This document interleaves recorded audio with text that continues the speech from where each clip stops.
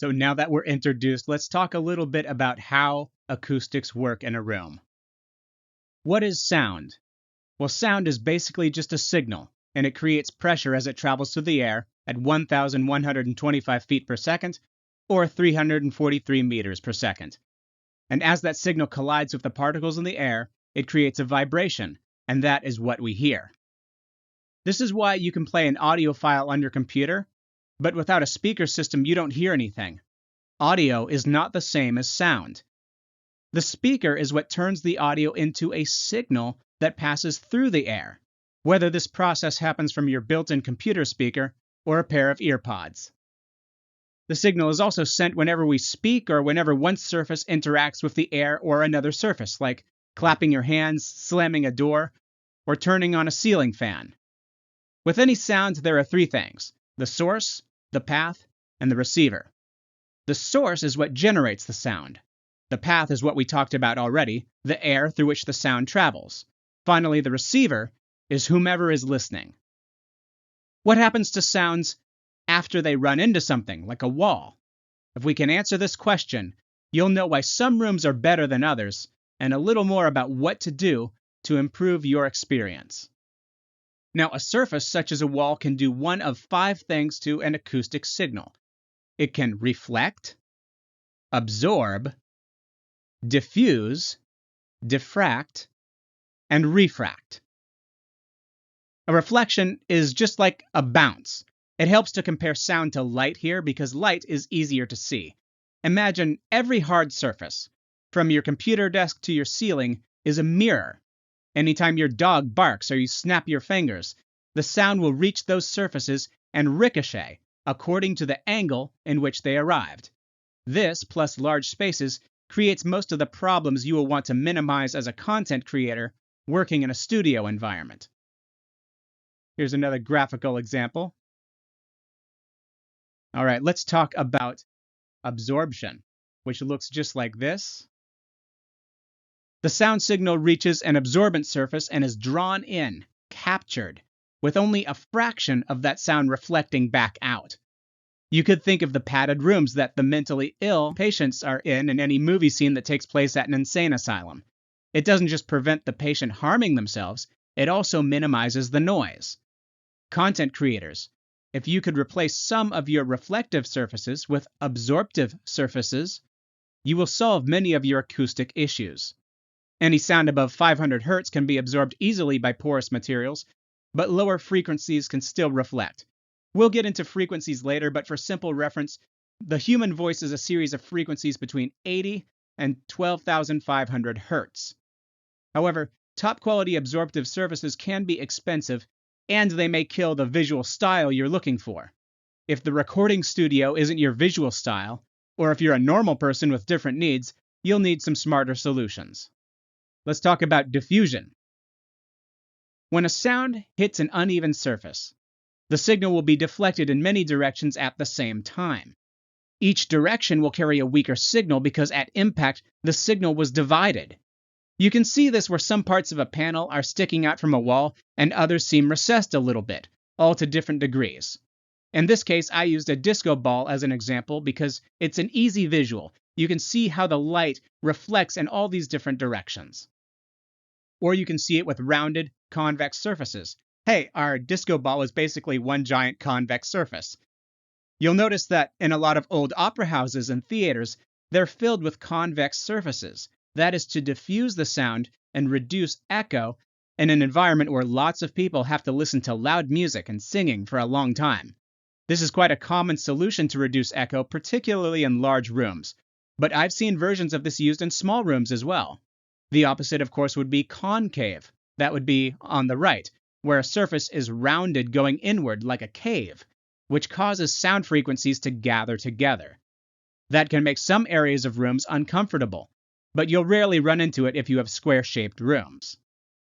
Next is diffraction. When the wavelength of a sound is larger than the size of the object in its path, some frequencies will bend around the object and keep going. For indoor acoustics, this has to do with a lot of the non-wall surfaces you have. Your tables, your chairs, kitchen sinks, TVs, and so forth. It's kind of like if you're standing behind a pillar or a statue, and someone's talking to you from the other side, some of that sound is reflecting off the pillar, but some of it is still getting to where you can hear it. This will happen with lower frequency sounds the most because higher frequencies have a smaller wavelength and lower frequencies have larger wavelengths. You can think of low frequencies as gentle waves or rolling hills, while high frequencies are choppy, like short, compacted little spike signals. Diffraction is kind of like how our perception is twisted by mirages on a hot day, or how light is bent when seeing through a magnifying glass to make things appear bigger or smaller. It's the least relevant for our purposes of indoor acoustics and makes more sense for acoustic signals that travel over or through water at different depths. For example, 1 kilometer below the ocean, whales can send signals that go hundreds of kilometers because some of the sound will bend as it travels through the water, creating a staggered arrival time, where the other whale, far away, will hear ever-increasing repetitions of the sent signal, getting louder until the end. Again, helpful if you want to talk to the whales, but pretty useless for turning your garage into a rehearsal space for your band. Here's a little visual of that. See how the sound moves at different speeds at different angles? Just like that. So here are 3 main issues for our purposes: reflection, absorption, and diffusion. Now I'm going to show you 3 pictures of rooms, and I'll give you a couple seconds and ask you where you might find reflection, absorption, and diffusion in each of them. As you see each picture, be ready to pause so you can take your time and really think about where each of these elements are, okay? Let's begin. Here's the first picture.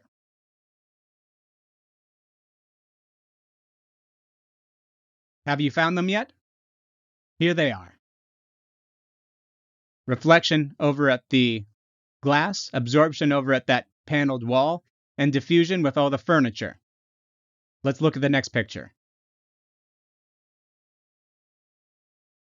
Yes, the infamous high school gym. Where is our reflection, absorption, and diffusion? The brick wall, obviously there's some reflection there. Diffusion with the bleachers, they're all at different depths compared to where the sound is traveling. And we see some absorption along those pads along the wall. Is there anything else? There we go. Reflection off of that shiny floor. All right, last picture.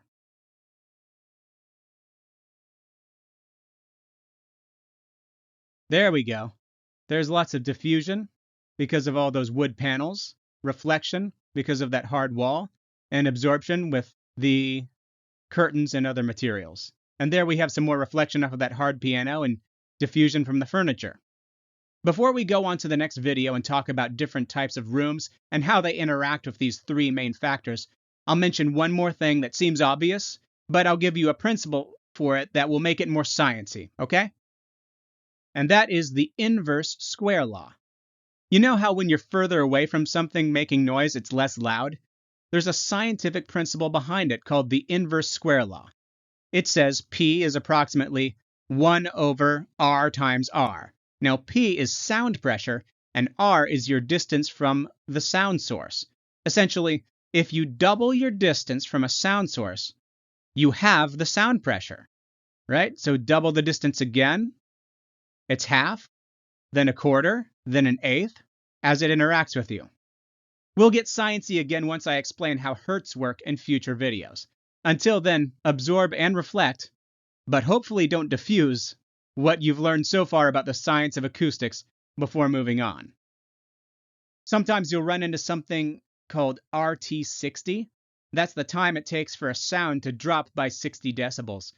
A sound level meter with special room acoustics options measures the time for the sound level to decay and reports the result. It can be difficult to put enough sound into a room to fully measure RT60 directly, so we often extrapolate it just using a portion of the decay. If the time for the sound pressure level to decay by 20 decibels is measured and multiplied by 3, we call that a T20. If we measure the time to decay by 30 decibels and multiply by 2, we call that a T30, because 30 decibels times 2 is 60. In both cases, the measurement is begun after the first 5 decibels of decay. So you hear a sound, we wait for it to go down 5 decibels, and then we hit our stopwatch, so to speak, and we wait for it to go down 60 decibels, and then we stop. And that is our T60 time. Now don't worry, we won't use much math in the course. This is just so you understand what it is in case you run into it. Now this is your first cheat sheet, reverberation times for different spaces. I'll include it as a download, and I should have a cheat sheet section at the very end of this course that has all of these. And it should give you a rule of thumb for the reverberation times for different spaces. For instance, in the vocal booth, it should be about 1/5 of a second, so very short time. But then in the extreme, we would have a cathedral, which might take 8 to 11 seconds for a sound to decay 60 decibels. That's a really long time of listening for that sound to disappear. So here's what you learned so far. You learned about the 5 different ways that sound interacts with surfaces. You have an internal sense of what kind of surfaces produce each type of interaction with different sound waves, which ones will reflect, which ones will absorb, and which ones will diffuse. And you learned about the inverse square law, which talks about how when you double the distance from a sound source, the volume is cut in half. In the next module, we'll talk about the good and bad of room acoustics, how rooms sound different.